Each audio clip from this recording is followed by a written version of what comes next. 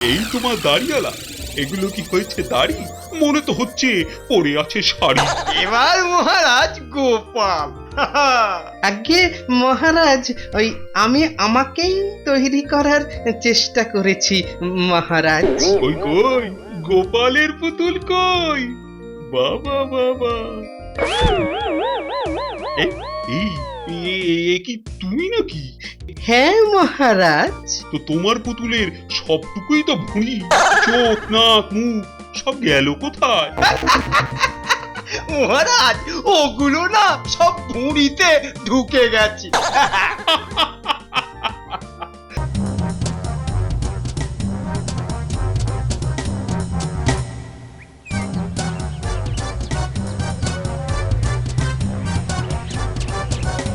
কিরে গুলটে, তুই কি বানাচ্ছিস? নিজের চরকায় তেল দে। সত্যি তুই কি বানাচ্ছিস বলতো? আমি সিংহ তৈরি করছি। ওটা তো বিড়ালের মতো লাগছে রে। ওটা তো গরুর মতো লাগছে রে। তাহলে তো ঠিকই আছে, কেন না আমি গরুই তৈরি করছি।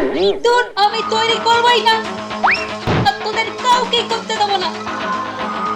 এই কি করছিস? কি করছিস? উল্টে উল্টে ভালো হবে না বলে দিলাম। উল্টে আমাদের গুলো সব ঘেঁটে দিলি। বেশ করেছি।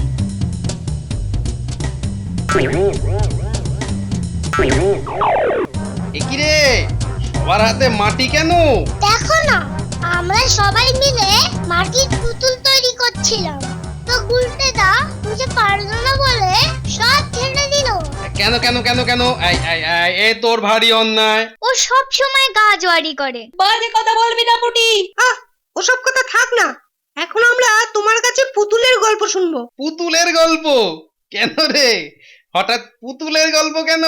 বাহ, আমরা সবাই পুতুল তৈরি করছিলাম না? হ্যাঁ হ্যাঁ, আমরা আজ পুতুলের গল্প শুনবো। পুতুল সেরকম গল্প আছে বটে একটা, বুঝলি? তাই তাহলে শুনবো শুনবো। ঠিক আছে, তাহলে শোন পুতুলের গল্প।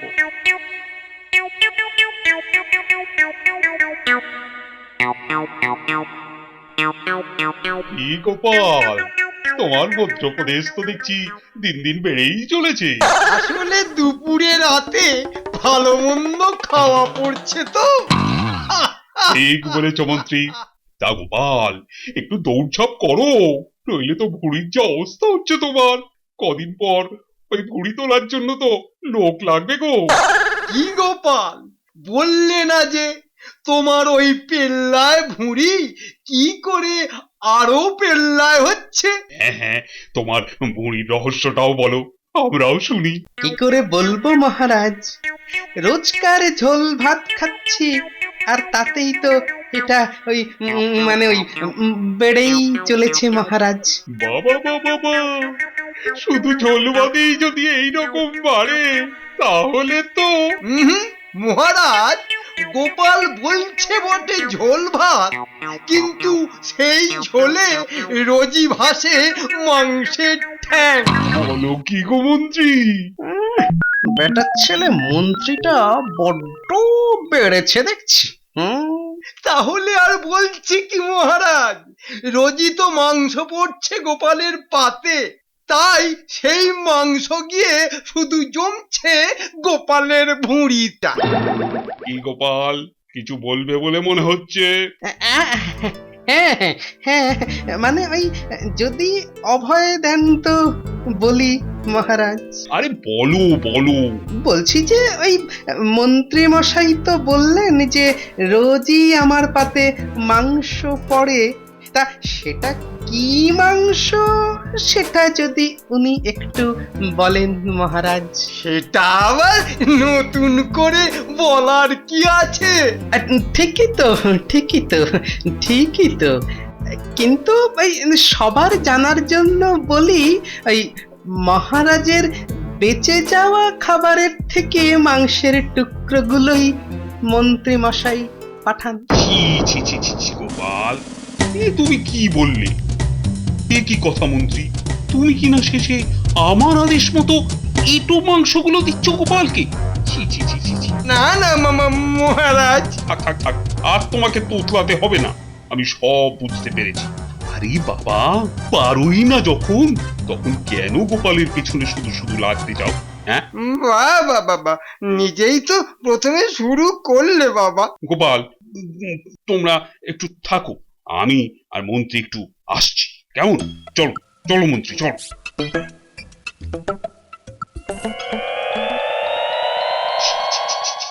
তোমার জন্য আজ গোপালের কাছে আচ্ছা যোদ্ধ হয়ে গেলাম।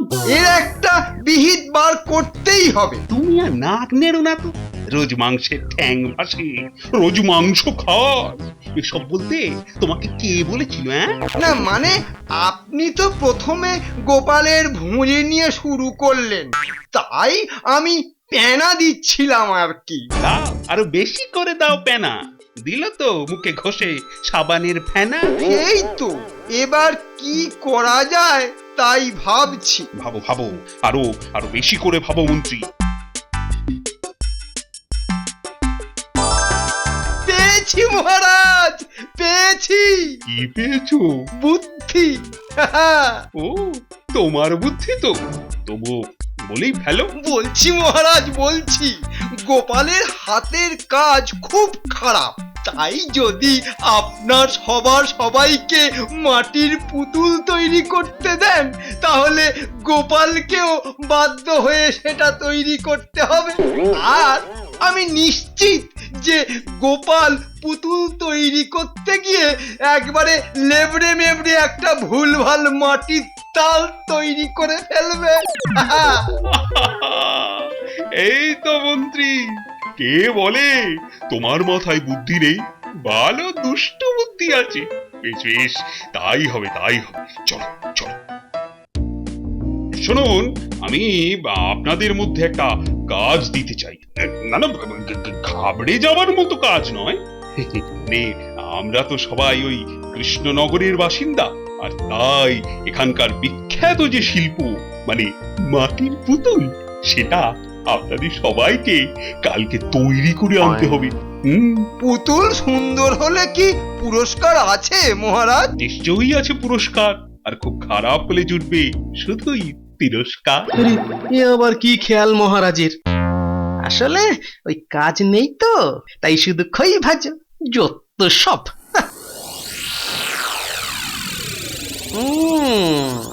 মহারাজ আর মন্ত্রীর নিশ্চয়ই কোনো মতলব আছে।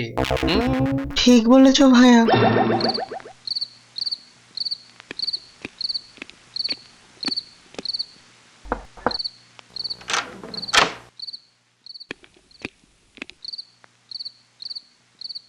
এটাই সুযোগ, বুঝলে? গোপাল তো লেজে গোবরে হয়ে যাবে পুতুল তৈরি করতে, আর এই সুযোগে তুমি দারুণ একটা পুতুল তৈরি করে মহারাজের কাছ থেকে পুরস্কার হাতাবে। দারুণ একটা পুতুল তৈরি করে মহারাজের কাছ থেকে পুরস্কার হাতাবে। কি বুদ্ধি, যেন বুদ্ধির বৃহস্পতি। আরে বাবা, পুতুল কেন, আমি তো পুয়ো তৈরি করতে পারবো না। তোমার দৌড় কি আমি জানি না, আর সেই জন্যই তো বলছি, এর থেকে ভালো সুযোগ কিছু হয় না মহারাজের কাছ থেকে পুরস্কার হাতানোর। বলি কাছে এসো, কানে কানে বলবো।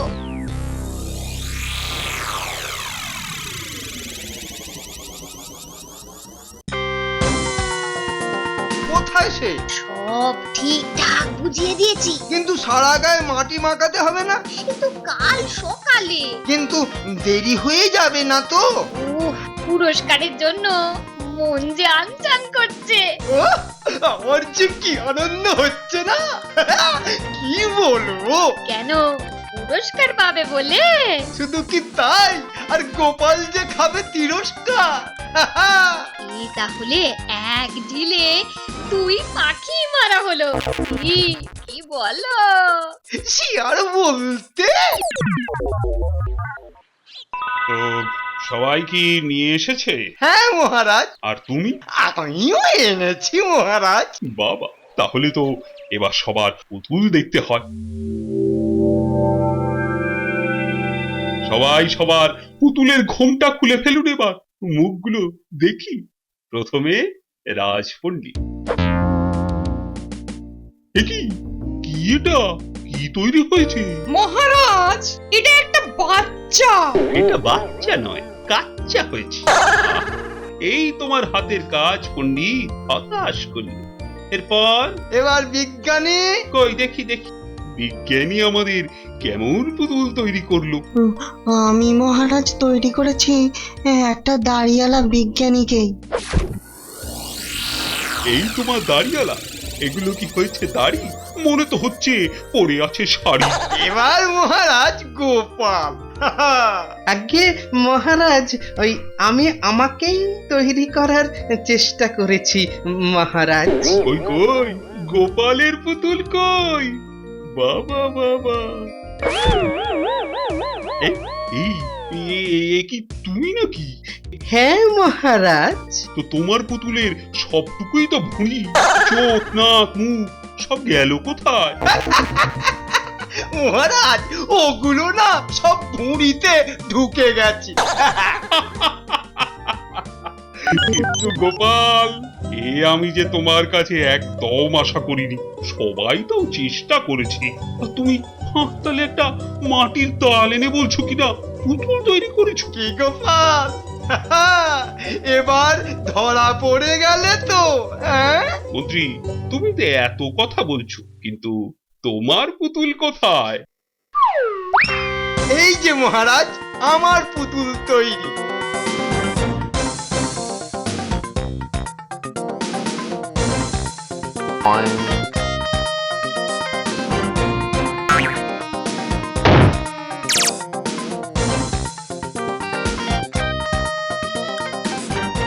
বাবা বাবা বাবা, তুমি তো বেশ বড় পুতুল তৈরি করেছো। চমৎকার চমৎকার, কিন্তু এত ভালো হাতের কাজ তুমি শিখলে কোথা থেকে? কি বলবো মহারাজ, এ আমার জন্মগত প্রতিভা। জন্মগত প্রতিভা। তাই নাকি?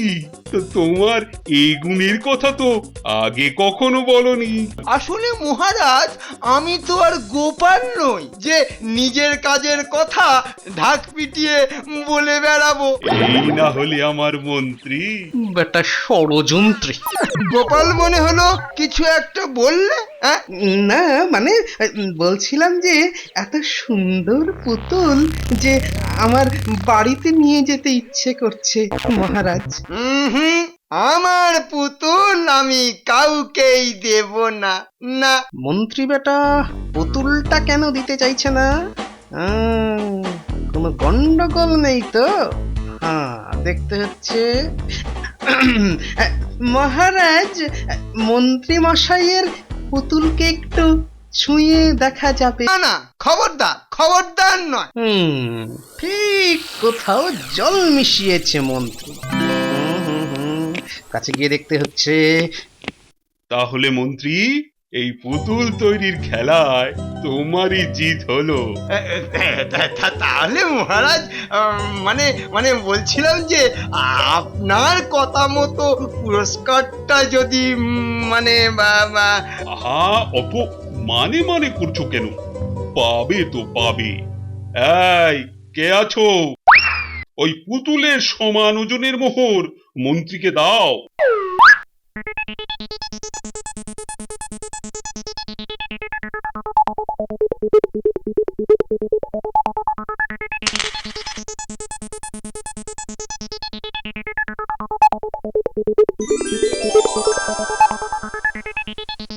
এবার দিই একটা চিমটি কেটে।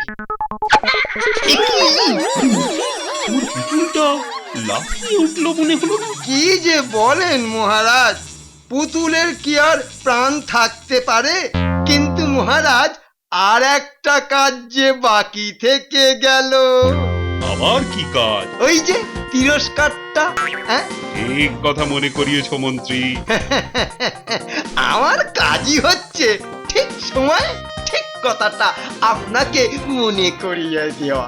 এইবার মনে হচ্ছে তুমি আমার বিকারের মন্ত্রী। আচ্ছা বেশ, তুমি তাহলে বলো যে সব থেকে পচা পুতুল আজ কে তৈরি করেছে? নিজের মুখে বলতে খুব খারাপ লাগছে, তবে বলতে তো হবেই। কেননা আপনার আদেশ তো আর আমি অমান্য করতে পারি না। যেন প্রভু ভক্ত কুকুর। আমার তো মনে হয় সব থেকে উঁচা পুতুল তৈরি করেছে গোপাল। বেটা ছেলে মন্ত্রী, এবার বোঝাবো তুই কত বড় ষড়যন্ত্রী। ঠিক ঠিক, একদম ঠিক বলেছো তুমি মন্ত্রী। আর আপনার আদেশ মতো শাস্তিটা তাহলে গোপালই পাবে তো? হ্যাঁ, বেশ, তোমার কথাই রইল, কিন্তু কি শাস্তি দেওয়া যায় বলো তো গোপালকে? আমি বলি কি মহারাজ, গোপালকে ওই ভুঁড়ি নিয়ে সারা রাজ্যটা একবার দৌড়ে চক্কর দিতে বললে তিরস্কারটাও দেওয়া হবে আর গোপালের ভুঁড়িটাও কমবে। বাবা, এই যে দেখছি দিনে দিনে তোমার বুদ্ধি আরো চকচকে হচ্ছে মন্ত্রী। বেশ বেশ, তাহলে তাই হোক। আগে একটু সময় আমাকে দিন মহারাজ। আবার কিসের সময়? না, বলছিলাম যে ওই দৌড় শুরু করার আগে মন্ত্রী মশাইয়ের পুতুলটাকে একটু সামনে থেকে আরেকবার দেখতে চাই। সে দেখো না, ভালো জিনিস যত দেখবে ততই তো চোখের আরাম। গোপাল, ভুলেও আমার পুতুলের গায়ে হাত দেবে না কিন্তু, একদম নয়। না না না না না না না, সেদিকে আপনার কোনো চিন্তা নেই।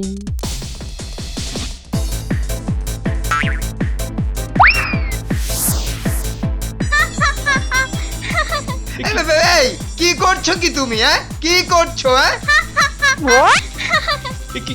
এ কি মন্ত্রী, তোমার পুতুল আবার হাসছে কেন? হাসবে মহারাজ, হাসবে, কাঁদবে, খেলবে, দৌড়বে।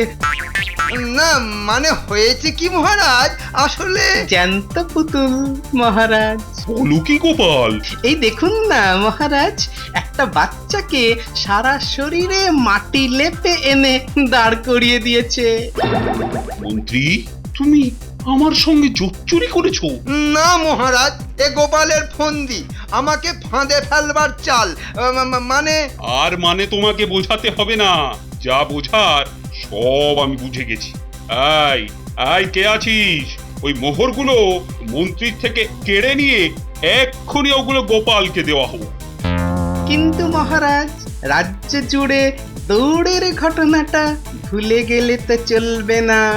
না না, ভুলছি না, ও আমি ভুলছি না।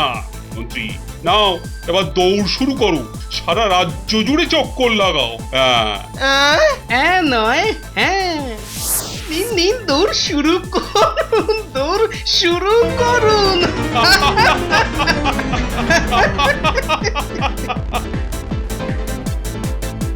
দারুণ দারুণ। তারপর মন্ত্রী সারা রাজ্য দৌড়লো। সে দৌড়ে মন্ত্রীর পায়ে 1 মাস ধরে ব্যথা, বুঝলি? একেই বলে যেমন কর্ম তেমন ফল।